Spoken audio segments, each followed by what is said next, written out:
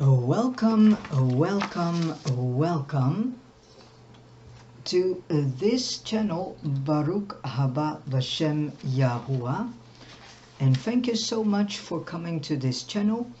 And today I'm doing part 2 of an in-depth study series called Love Not the World. Part 2 is titled The Trend Away from Yahuwah, the Most High, or for many known as God. Every one of us, having been in bondage to sin, we readily believe that sinful things are satanic. But do we believe equally that the things of the world are satanic? Many of us, I think, are still of two minds about this.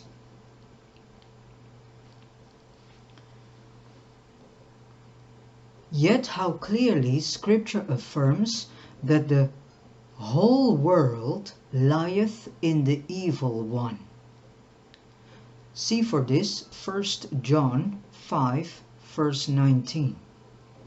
Satan, better known as Hashatan, well knows that, generally speaking, to try to ensnare real believers through things that are positively sinful is vain and futile. They will usually sense the danger and elude him. So he has contrived instead an enticing network, the mesh of which is so skillfully woven as to entrap the most innocent of men. We flee sinful lusts, and with good reason.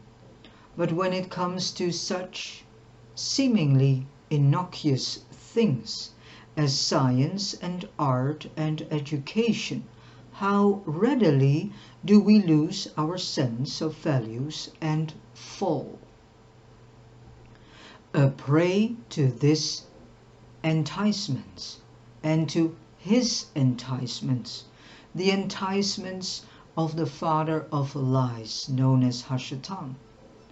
Yet our Master's sentence of judgment clearly implies that everything that constitutes the world is out of line with the purpose of the Most High Yahuwah. His words now is the judgment of this world clearly imply the condemnation of all that goes to make up the cosmos, and would never have been uttered if there were not something radically amiss with it. Further, when Yahusha goes on, now shall the prince of this world be cast out. He is stressing not merely the intimate relation between Hashatan and the world order, but the fact that its condemnation is linked with his. Do we acknowledge that Hashatan is today the prince of education and science and culture and the arts? How many people have still their eyes closed to the fact that the father of lies has ensnared and trapped these areas too, and have become utterly evil too?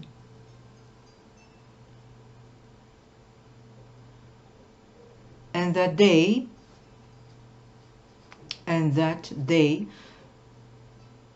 with him are doomed?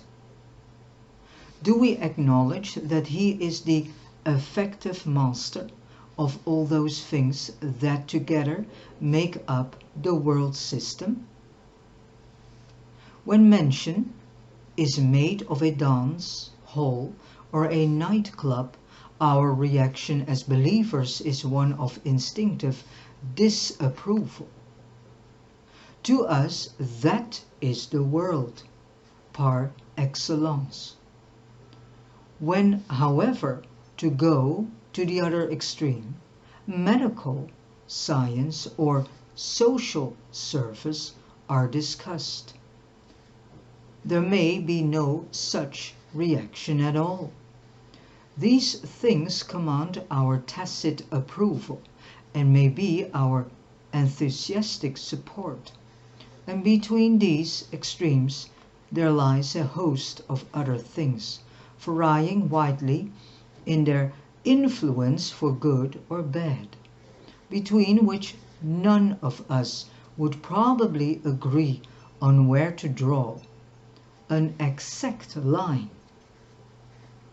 Yet let us face the fact that judgment has been pronounced by the Most High Yahuwah, not upon certain selected things that belong to this world, but impartially upon them all. So test yourself. If you venture into one of these approved fields, and then someone claims to you, you have touched the world there, will you be moved? Probably not all.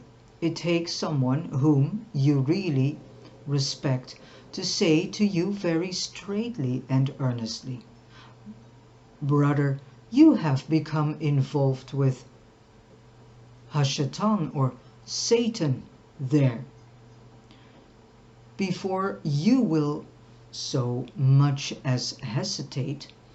Is that not so? How would you feel if anyone said to you, "You have touched education there," or "You have touched medical science," or "You have touched commerce"? Would you react with the same degree of caution as you would if he had said, "You have touched the devil there"? If we truly believe that whenever we touch any of these things that constitute the world, we touch the prince of this world, then the awful seriousness of being in any wise involved in worldly things could not fail to strike home to us.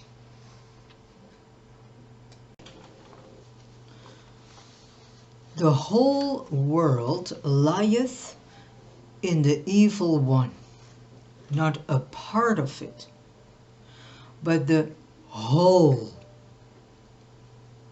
The whole world is in the hands of Hashatan, the father of lies. Not just one part, no, the whole world. No matter where you are, no matter where you go, no matter what you do, the whole world is in the hands of Hashatan.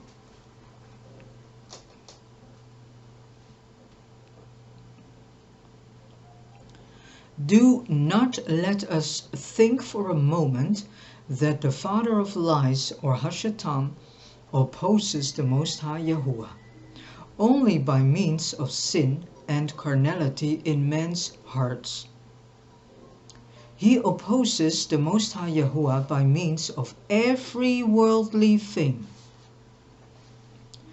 Oh, I agree with you that the things of the world are all in one sense material, lifeless, intrinsically without power to harm us. Yet even that itself should suggest that they are resistant to the purpose of the Most High Yahuwah, as indeed is everything in which there is no touch of divine life. The recurring phrase, "after its kind," in Genesis 1 represents a law of reproduction that governs the whole realm of biological nature. It does not, however, govern the realm of the spirit. For generation after generation, human parents can beget children after their kind. But one thing is certain, believers cannot beget believers. Not even where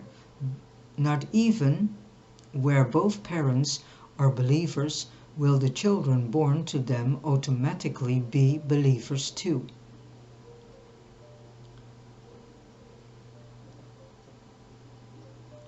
No, not even in the first generation. It will take a fresh act of the Most High Yahuwah every time. And this principle applies no less truly in the affairs of mankind more widely. All that belongs to human nature continues spontaneously.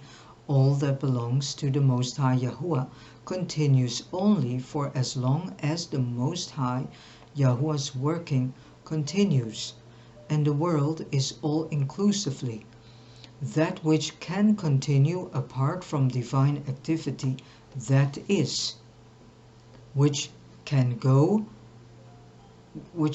on by it in freshness.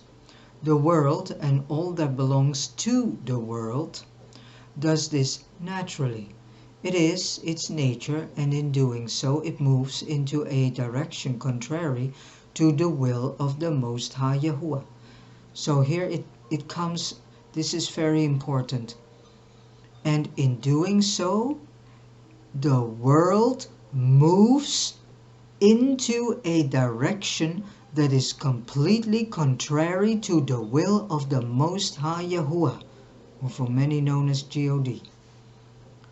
This statement we shall now seek to illustrate both from the scripture and from a believer's experience.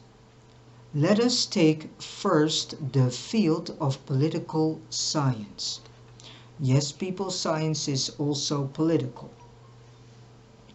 The Old Testament history of Yisrael affords us the example of a highly privileged nation and its government. The people of Yisrael were, we are told, wanted to be on equal terms with the nations around them, which have become their biggest mistake ever made. After the fall, of course, that was also a huge thing, the biggest thing ever done. So the people of Yisrael, we are told, wanted to be on equal terms with the nations around them. But that was the whole point. The nations around them didn't want so.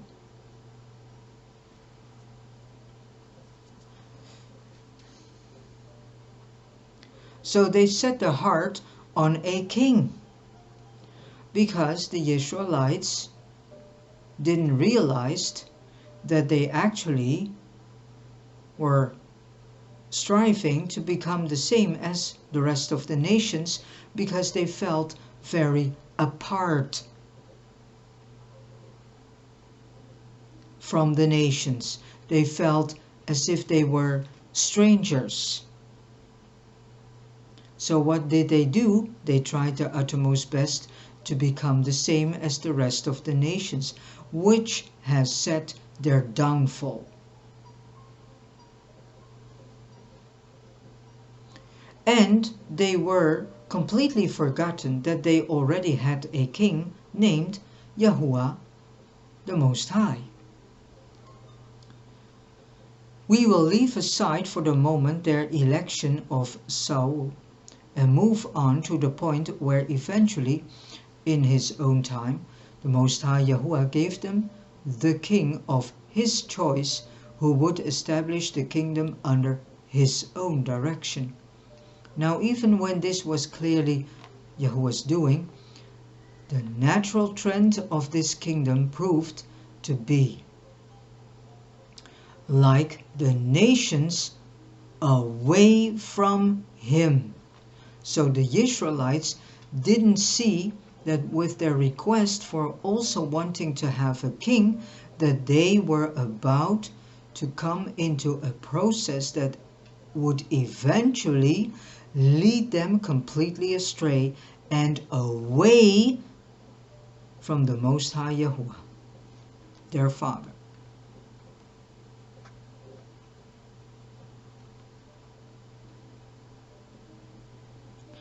For a kingdom is a worldly thing, and in keeping with all worldly things, it tends to come into collision with the divine purpose. Wherever in the world a nation's government is left to itself, it follows its natural course, which is further and further away from the Most High Yahuwah. And what is true in secular national politics worked itself out equally, surely even in divinely chosen Yisharal. Whenever the Most High Yahuwah discontinued his specific acts on their behalf, the kingdom of Yisrael drifted into idolatrous political alignments.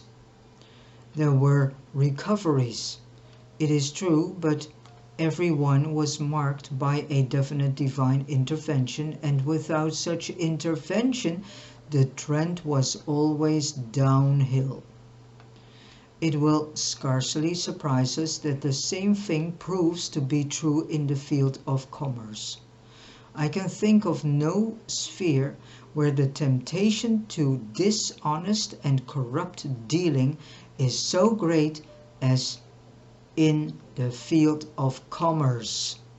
People, you have no clue how corrupt the field of commerce is and how you are being robbed every day from a lot of money you shouldn't be robbed from. Each and every product has sometimes 16 times of tax paying over it. So each product every time earns again and earns again, not to mention of all the chains that is in it, in the whole process, and everyone wants to have its gain. So open your eyes and see that you are living in a highly destructive, corrupted, perverse world that is in the hands of the father of lies known as Hashatan. And it is about to wake up to that fact and to make your choice. Whom are you serving? Because Hashatan, the father of lies, will lead you to death and will lead this world to a total destruction, which it is already, because the destruction has come into the last phase.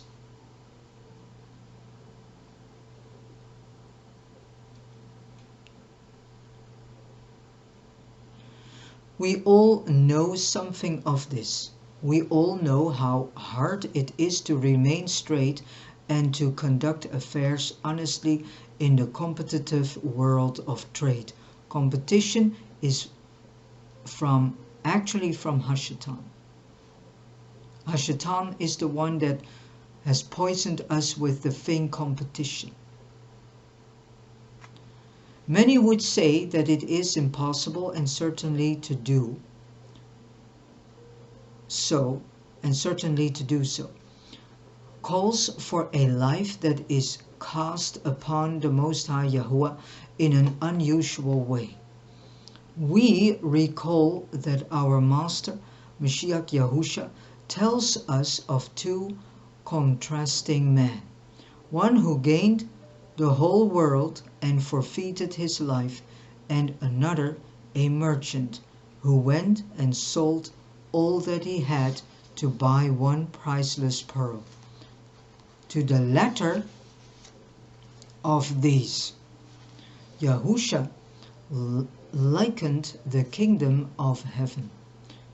See the book of Matthew 16 verse 26, chapter 13 verse 45 and 46. The Ruach HaKodesh of the Most High Yahuwah has not infrequently moved men in business to action of a like character. There have been not a few well-known business firms whose profits have been turned over to divine ends in the spread of the word and in other ways. I think of one such enterprise that at the outset of its history was the creation of a Most High Yahuwah-fearing businessman. Now, godly fear is a quality that can exist only as it is sustained from heaven, but business acumen and the efficient organization which it creates can be self-perpetuating. In the first generation of this firm's history, we find divine life being mediated through its founder, sufficient to hold what was even then a worldly concern, securely under the authority of the Most High Yahuwah. But by the second generation, that restraint was gone, and, as one would expect, the business gravitated automatically into the world system. So fear for Yahuwah had drained away, but the firm itself is still flourishing. Suppose we take now so apparently innocent a matter as agriculture. Here, Genesis, written in a primitive world of flocks and husbandry, has something to tell us. After Adam's fall, Yahuwah the Most High was compelled to say to him, "Cursed is the ground for thy sake, in toil shalt thou eat of it all the days of thy life. Thorns also and thistles shall it bring forth to thee.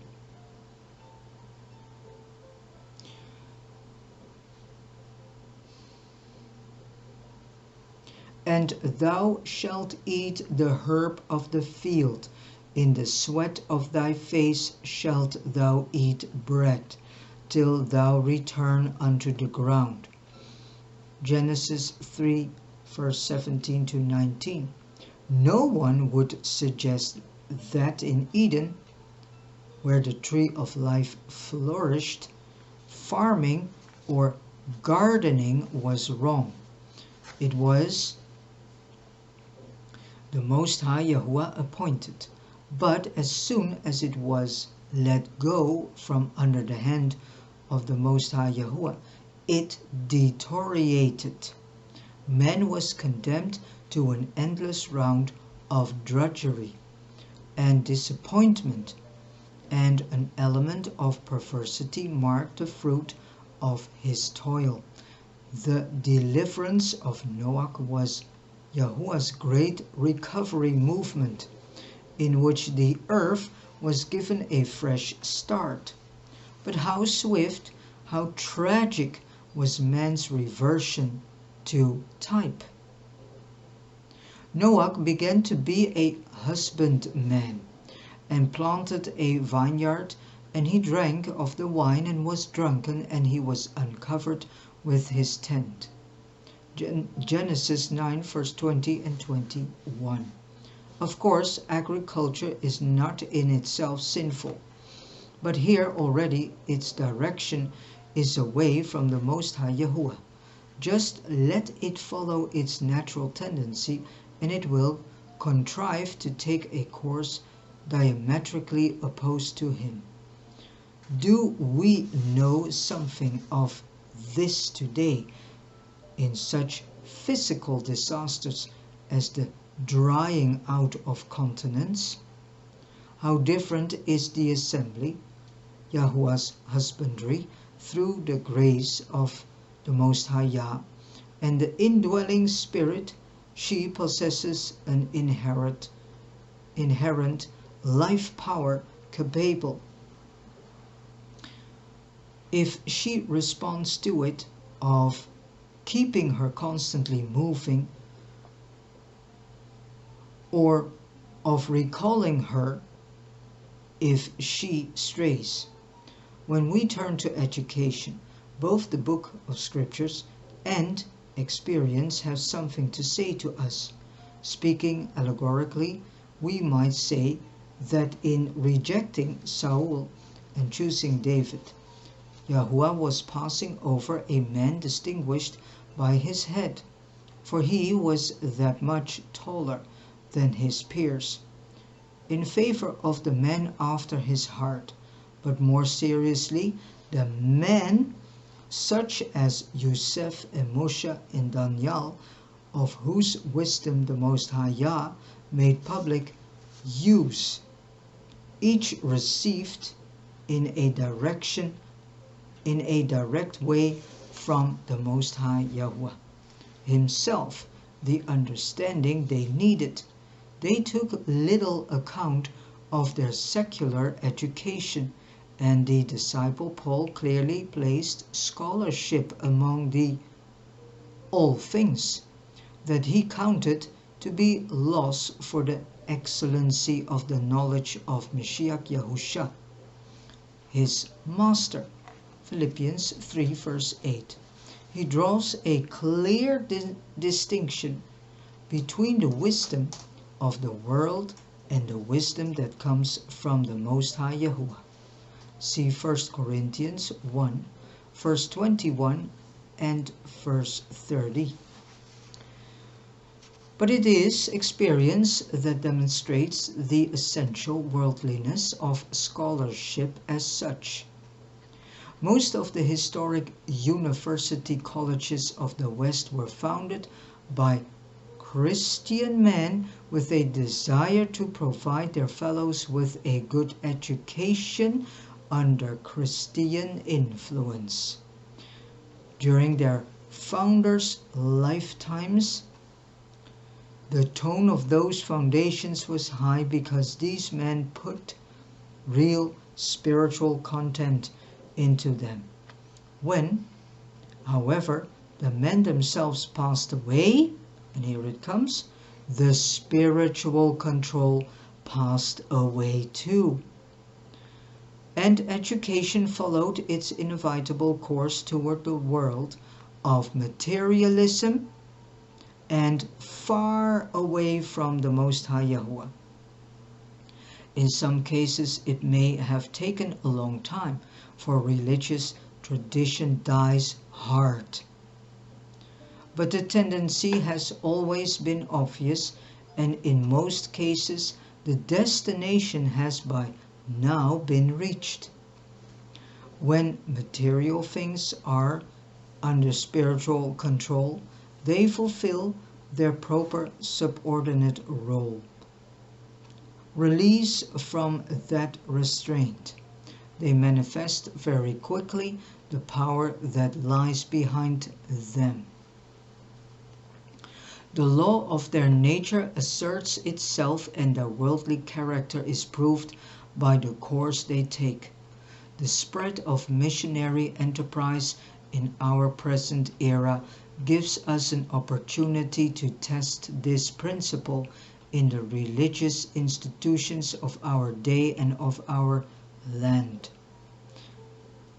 Over a century ago, the assembly set out to establish in China schools, for instance, they established in China, as example, schools and hospitals with a definite spiritual tone and an evangelistic objective.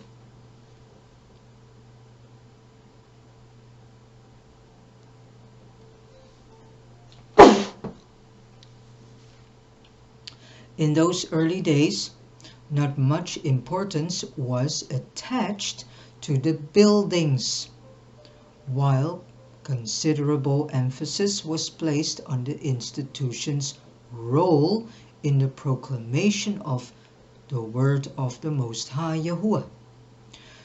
10 or 15 years ago, you could go over the same ground and in many places find much larger and finer institutions on those original sites. But compared with the earlier years, far fewer converts. And by today, many of those splendid schools and colleges have become purely educational centers, lacking in any truly evangelistic motive at all. While to an almost equal extent, many of the hospitals exist now solely as places merely of physical and no longer of spiritual healing. The men who initiated them had by their close walk with the Most High Yahuwah held those institutions steadfastly into His purpose. But when they passed away, the institutions themselves quickly gravitated toward worldly standards and goals. And nowadays the entire, you can say the entire medical scene is so evil and so corrupted and completely in the hands of the father of lies, Hashatan. What happens in today's hospitals, if the buildings could write a book, wow, you would be amazed, really, of what happens there.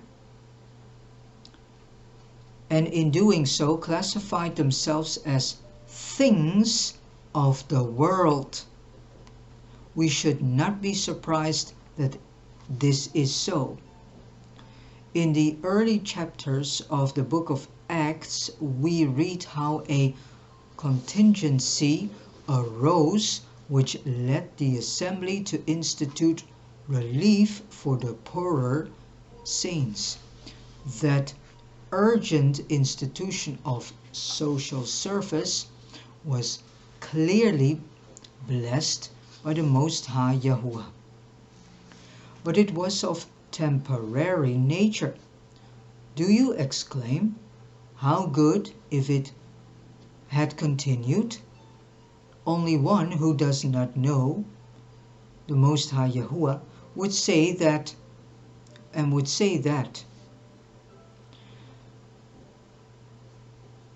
Had those relief measures been prolonged indefinitely, they would certainly have veered in the direction of the world. Once the spiritual influence at work in their inception was removed, it is inevitable. For there is a distinction between the church or assembly of the Most High Yahuwah, and thus the assembly of Yahuwah's building on the one hand, and on the other, those valuable social and charitable byproducts that are thrown off by it from time to time through the faith and vision of its members. Well, I want to say one thing. The Most High Yah never told us to build buildings.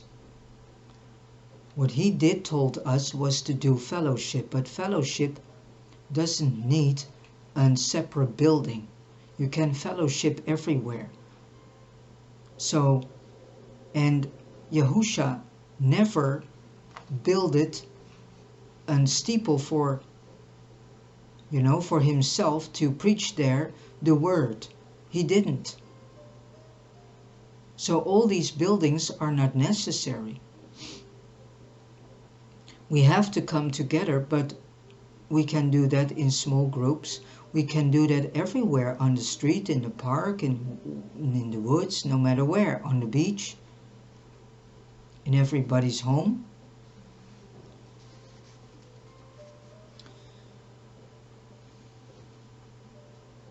The latter, for all their origin in spiritual vision, possesses in themselves a power of independent survival which the assembly of Yahuwah does not have. They are works which the faith of Yahuwah's children may initiate and pioneer, but which once the way has been shown and the professional standard set, can be readily sustained or imitated by men of the world quite apart from that faith. The assembly of the Most High Yahuwah, let me repeat, never ceases to be dependent upon the life of the Most High Yah for its maintenance. Imagine a living assembly in a city today with its fellowship and prayer and telling and speaking of the word witness, and its many homes and centers of spiritual activity. Some years hence, what will we find? If Yahuwah's people have followed him in faith and obedience, it may be a place filled more than ever with the life and light of the Most High Yahuwah and the power of his living word.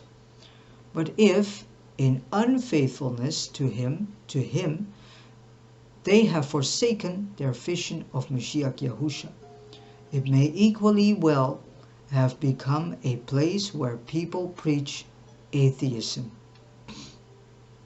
By then, as an assembly, it will have ceased to exist. For the assembly depends for its very existence upon a ceaseless impartation of fresh life from the Most High Yahuwah, and cannot survive one day without it. But suppose alongside that assembly there is a school or hospital or publishing house or other religiously founded institution originating in the faith of the same assembly members, assuming that the need for its service continues still to exist 10 years hence and has not been met by some alternative private or state enterprise, then the probability is that that work will still be operating then at a no less efficient and commendable standard of service, for given ordinary administrative know-how, a college or a hospital can continue efficiently on a purely institutional level, without any fresh influx of divine life. The vision may have gone, but the establishment carries on indefinitely. It has become no less worldly than everything else that can be maintained apart from the life of the Most High Yahuwah. And every such thing is embraced in the Master's sentence.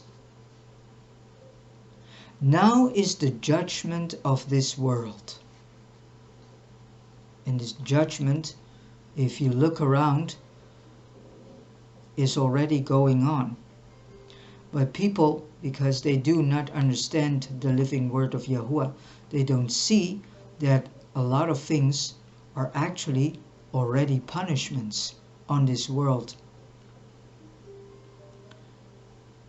Suppose I put to you the question, what work are you engaged in? You answer, medical work. You say that without any special consciousness other than pride.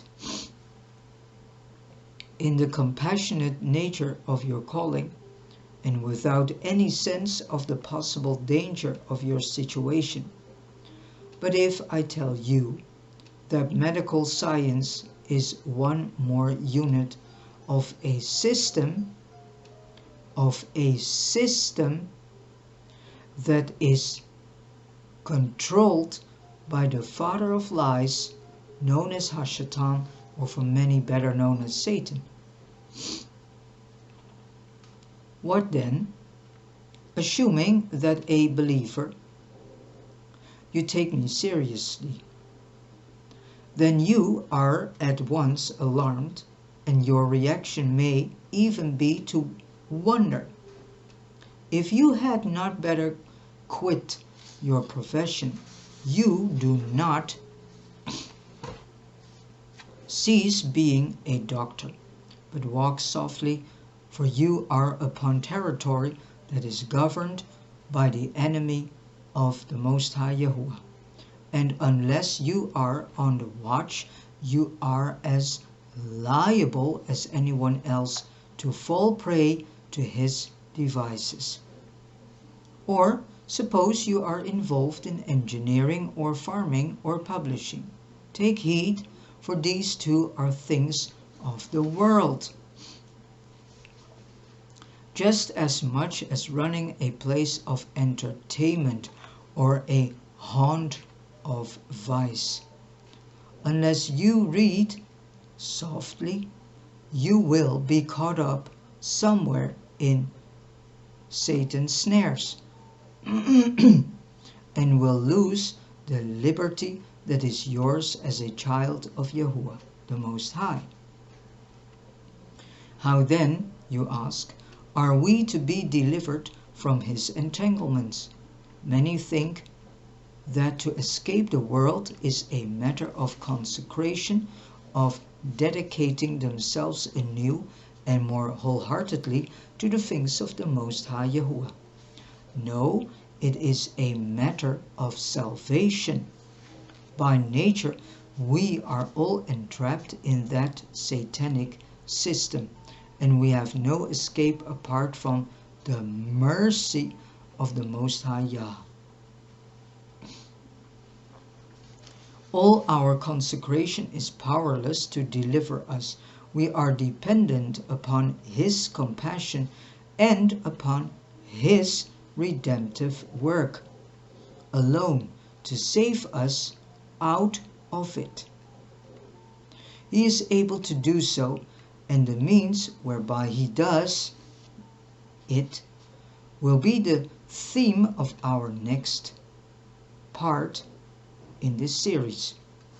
Most High Yahuwah can set us upon a rock and keep our feet from slipping.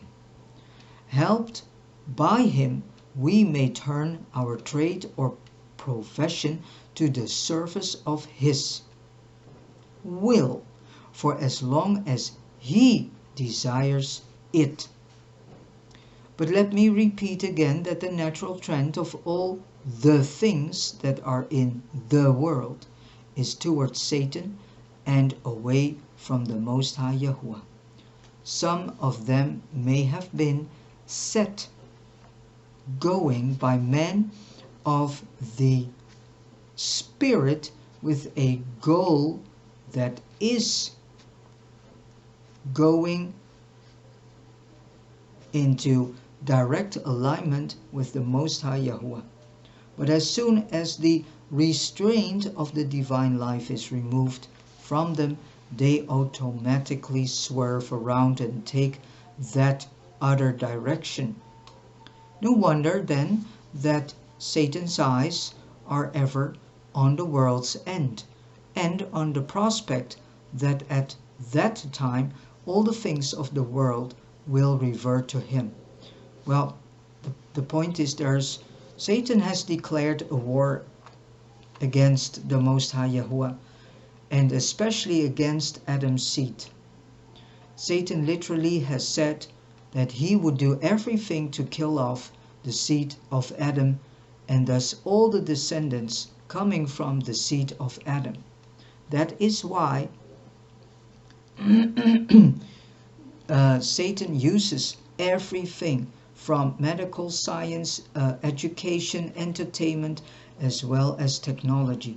All technology that we are using is not for our benefit created. It is used as a weapon against all life on this piece of land called earth, but especially against the seed of Adam, because Satan hates the seed of Adam. And the saddest part of it all is that the seed of Adam has become itself quite corrupted. So this is the whole war that is going on, because Satan couldn't bear the idea and the fact that Adam, and thus his descendants and all those coming from his seed, would get the chance of redemption and salvation. And Satan wants redemption and salvation too, but we all know that he shall never get this due to the things that he has done. So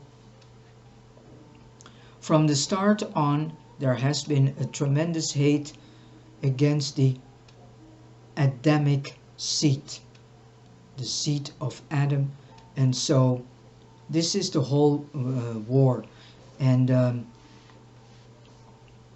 some say that it goes so far that Satan even is trying to get, better said, to confiscate Adam's birthright.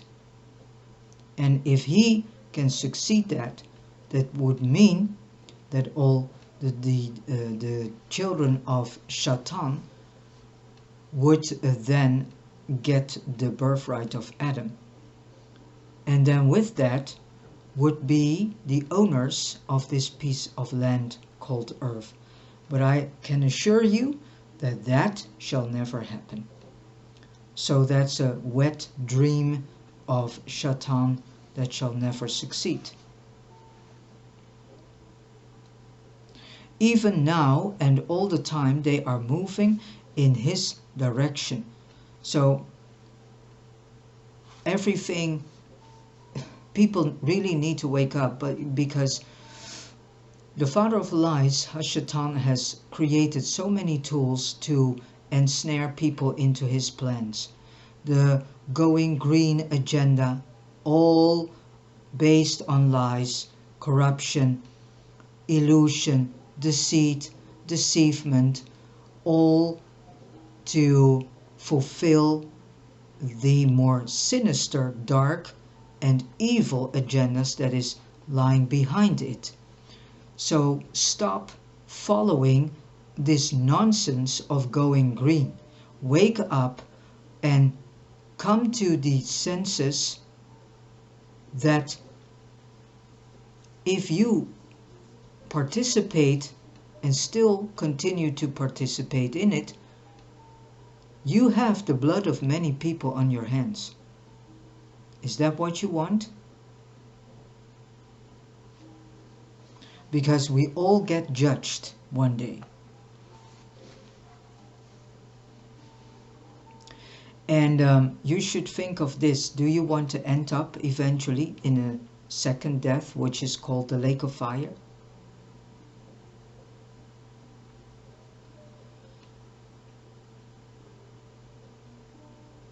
And at the end time, they may be expected to have reached their goal. As we touch any one of the units of his system, this thought should give us pause, lest we be found inadvertently helping to construct his kingdom.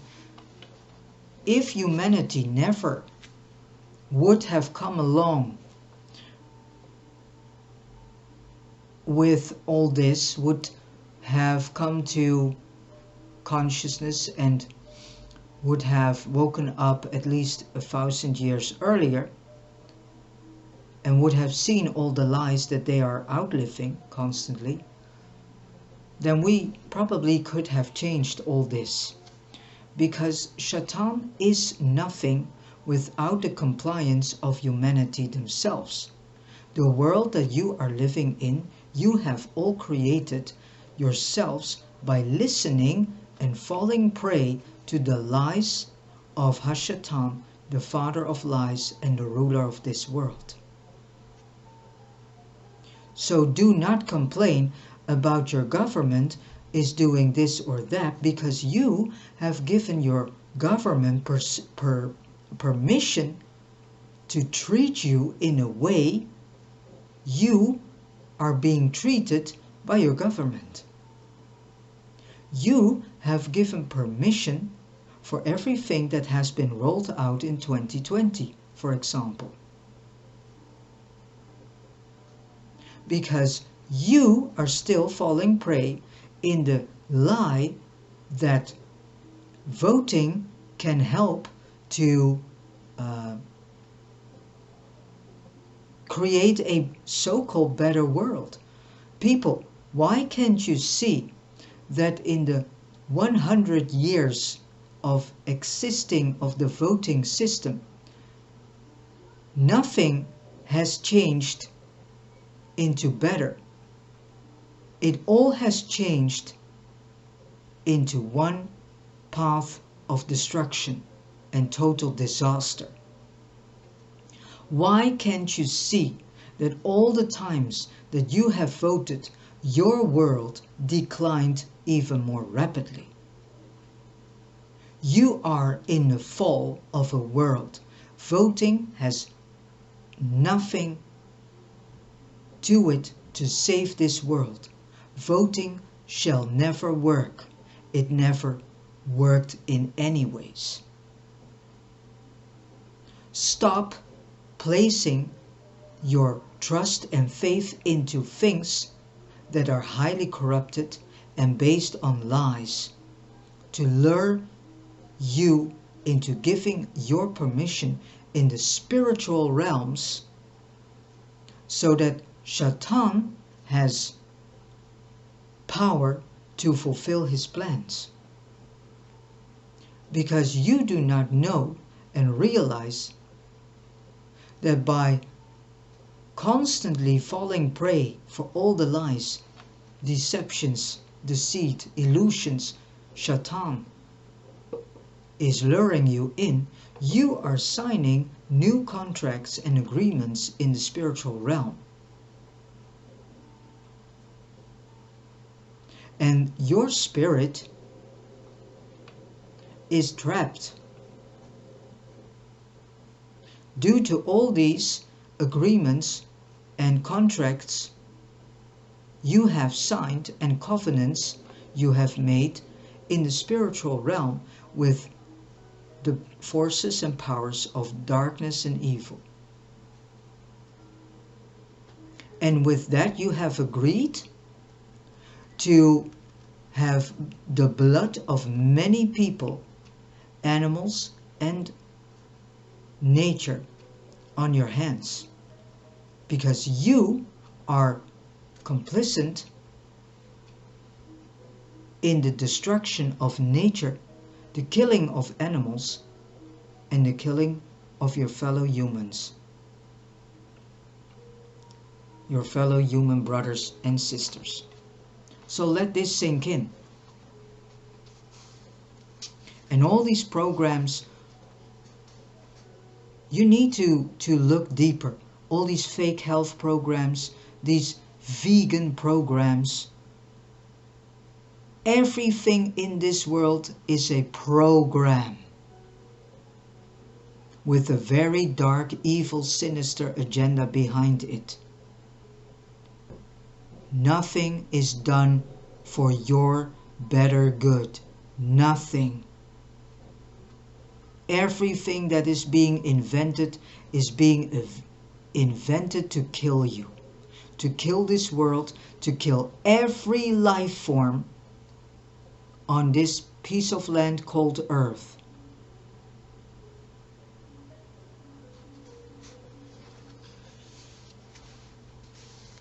And with this said, I have come to the end of doing this part 2 of the in-depth study series named Love Not the World.